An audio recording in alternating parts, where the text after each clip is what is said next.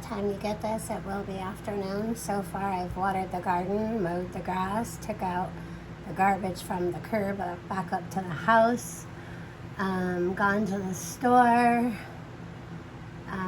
cleaned up the kitchen, got some laundry sorted. I haven't yet put it in the, washing machine yet to get it started. Turned on the air conditioners because we are in the mid-80s already and it's not even noon yet. Last night I was laying in bed and well, first of all, hi, and I miss you guys. I don't know where this is going to go from here, but today I decided that I am going to put out a video. Obviously, you can tell it's been a while of me talking to my phone to leave you guys what I call like a message. Kind of like when you make that phone call and you leave somebody a message because they didn't answer yet, but they'll pick up later. So this happened days ago. This article was Tuesday, May 14th. Today is Monday, May 20th. So this was 6 days ago. And this is titled, Why States Are Suddenly Making It a Crime to Sell Lab-Grown Meat. And this may surprise you or not. So I'm gonna just kind of be over here a minute. Lab-grown meat isn't on grocery store shelves in the United States, and it isn't coming anytime soon. But 2 states have already banned it. They banned it. And others are weighing similar moves. Restrictions are a sign that traditional meat producers fear losing market share to these new products, but they've also been divisive. Some in livestock industries question the precedent of these actions in GOP-led states, fearing they could embolden blue states. I don't know why they're making this political. That's a question you're going to have to ask yourself and research yourself. I am not going to comment on that. So, blue states to further regulate meat production, including how chicken and hogs are raised. So far this year, lawmakers in Florida and Alabama have made it a criminal act to manufacture and sell lab-grown meat in their states.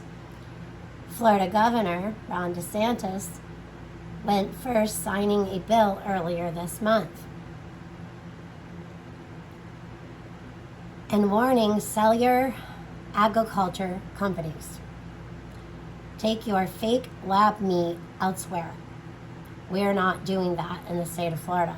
Well, I'm going to say this gal up here in the Adirondacks agrees with DeSantis. You can take your fake lab-grown meat and shove it. Alabama Governor Kay Ivey followed 6 days later, much more quietly, with a measure that makes selling lab-grown meat a misdemeanor. Legislators have introduced smaller bills this year in Arizona and Texas, but they appear unlikely to make it to the governor's desk. Others may follow after Florida enacted new legislation. Texas Agriculture Commissioner Sid Miller told Texas Scorecard, a conservative publication, that he would be in favor of doing the same. I commented Governor DeSantis I commended Governor DeSantis for signing that bill. It's something that hopefully will start a trend. Maybe we can possibly get that through the Texas legislator, Miller said. Who is behind these bans? To push and to prevent a product that isn't commercially available from ever reaching consumers is a reflection of how some cattle ranchers and other livestock producers are highly concerned about cell-based beef and chicken. Fear of competition from lab-grown meat, also known as cultivated meat, has been percolating for years. The United States Cattlemen's Association has advocated for national labeling rules that would apply the term beef to products derived from livestock raised by farmers and ranchers. Since 2018, more than a dozen states have passed laws making it illegal to use the word meat to describe burgers and sausage made from plant-based ingredients or meat grown products grown in labs. Others, such as Montana and Texas, require labels informing customers that a food contains lab-grown meat. Now, you guys may go into your grocery stores and see that Impossible burger, Possible meat. We don't have cable anymore, but we do have things that we can watch things on, and that shows some commercials. And I'm just going to put this out there. A lot of these commercials are horrendous, including this one that I will be talking about. There's a man, and he goes into people's homes who have like grilled out and obviously have made meat, and he just goes winging these things off the counter, and like meat is like flying everywhere, and like he's saying that plant-based meat and possible stuff, and no, that's just, meat gives protein among other things, and I don't want to be getting my protein other than from nuts.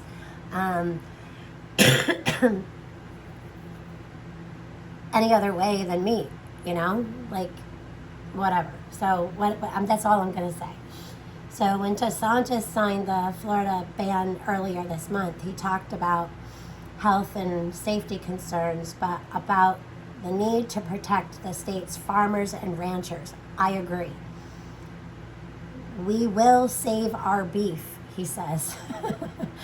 No one's gonna be up in here going, where's the beef? Remember her? The old lady who's, where's the beef? So yet the arrival of cultivated meat startups has exposed divisions within the beef and poultry industries. According to the Good Food Institute, a nonprofit that promotes meat alternatives from 2016 to 2022, investors poured almost $3 billion into lab-grown meat and seafood companies. Some of that money came from America's largest meat packing companies. This is where I need you guys to listen up. I'm going to repeat this before I finish reading, because this may or may not surprise you. Okay. According to the Good Food Institute, a non-profit that promotes meat alternatives from 2016 to 2022, investors poured almost $3 billion into lab-grown meat and seafood companies. Some of that money came from America's largest meat packing companies, including Tyson, Cargill, JBS, the world's biggest meat packer. Now, they're meat packers, all right. And investigating in cultivated meat products in Brazil. If you're I'm just going to say I'm not. Anything meat from Brazil, don't buy it. It's not supposed to be sold here. But we're still, as 50 states, we're still weighing in on all that. As Alabama weighed a potential ban, the Meat Institute, the trade group that represents big meat packers, came out against the measure in a March letter, calling it bad public policy that would restrict consumers' choice to stifle innovation. The group warned that the ban could encourage other states to pass their own restrictions on meat sales, as California did in 2018, when voters approved a ballot measure requiring that pork sold in the state come from hogs kept in pens that allow them to move around. And not all cattle ranchers are in agreement. While the Florida arm of the National Cattlemen's Beef Association supported the state's ban, the national organization isn't as enthusiastic. So eventually we're going to get into cow farts. Just wait.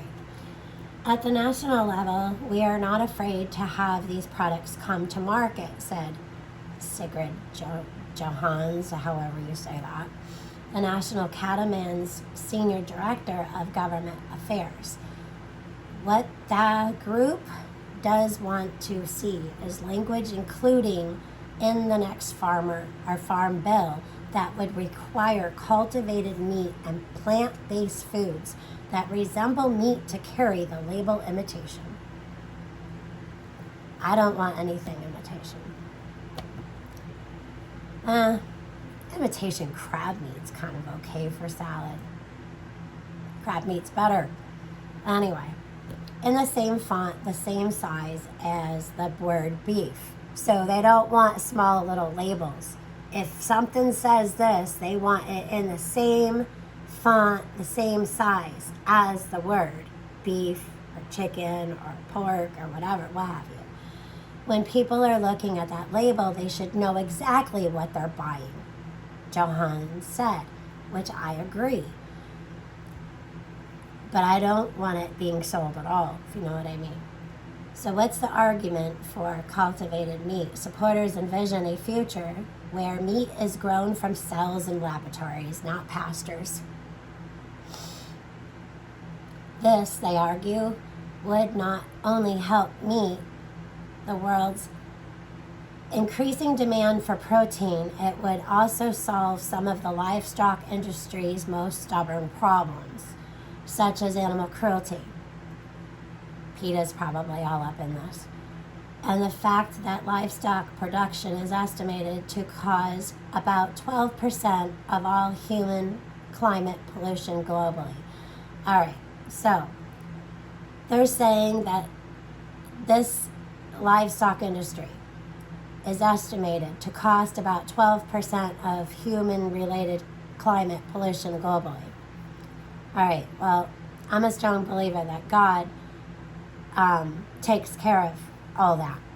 And we have these amazing, beautiful trees and, but they're trying to turn this around, as I'm going to get to, about people cutting down trees, this, that, the other thing. How much emissions are these labs and these other places going to be putting out in emissions doing lab grown? We'll have to wait and see. And some of the statistics are already out there, and it ain't good. The climate impact of cattle is especially large compared to other livestock researchers have been trying for years to find a solution for the industry's emissions of methane, a greenhouse gas 20-30 times more warming than carbon dioxide that cows produce during digestion. Must be all them stomachs. At the same time, the world's increasing demand for beef is fueling deforestation to clear land for cattle grazing. I call BS on mostly that. I mean, like, most of that I call BS, okay? And they also need a place to put the blame on why they are taking down our trees, 5G. As the market for the meat grows, global climate pollution from raising livestock is expected to increase nearly 50% by 2050. To proponents of lab-grown meat, replacing even some of the America's vast pasture land and feedlots with high-tech laboratories is a potential solution worth pushing. Are you serious? We should be encouraging and going down every path that helps us create food, said Sparsha Saha. Saha? It's S-A-H-A. A lecturer at Harvard University whose specialty includes meat politics. Meat politics from a bunch of meat packers. If other states copy Florida and Alabama, it could be disastrous for the public interest in the long run. Imagine a ban on renewable energy. That's the comparison. It's tragic to see this being thrown into political theater, she said, and I agree. Political theater, it's just that. Who is affected by these bans? In some ways, lab-grown meat is the perfect political target because Americans can't get too worked up about having a product pried from their hands if it isn't for sale yet.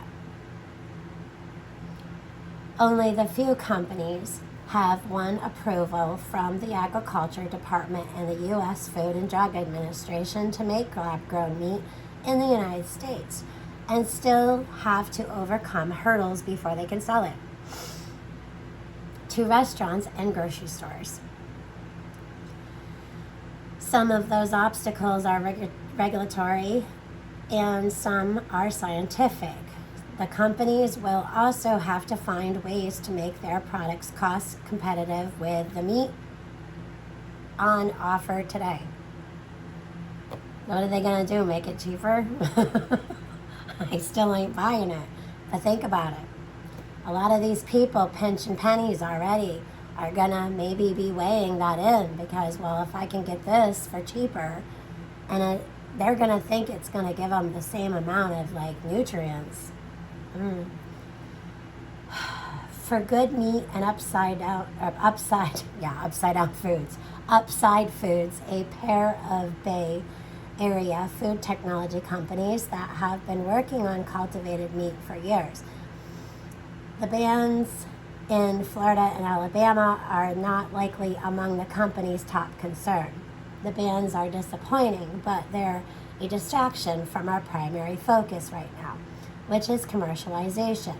Melissa Mussaker, head of communications at Upside, wrote in an email, the company is focused on getting its first products, chicken sausage, chicken sandwiches, and dumplings, through regulatory approval and into select restaurants.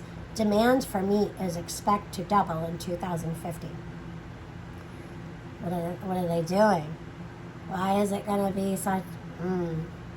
Question these things. So we hope to be making meaningful progress towards capturing some of that market share in the next 5 to 15 years. Mussaker, Musiker, wrote. So, related content, you can look up things like All Scraped Up, Inside Maui Survivor Grapple with Health Effects. I mean, this stuff is weird. Biden and oil companies like the climate tech, many Americans do not. It's Always Sunny at Mar-a-Lago. Those are some weird related content to this article. So, I'll show a couple of pictures here, and I think I'm just going to leave it at, this has been another one from the Lighthouse News team. I'm Heather from Lake Files. Stay tuned because it's getting weird. It's getting weird.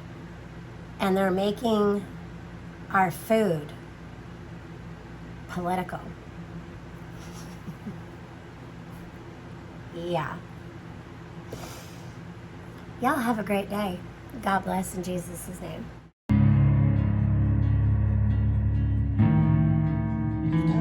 Leftover day.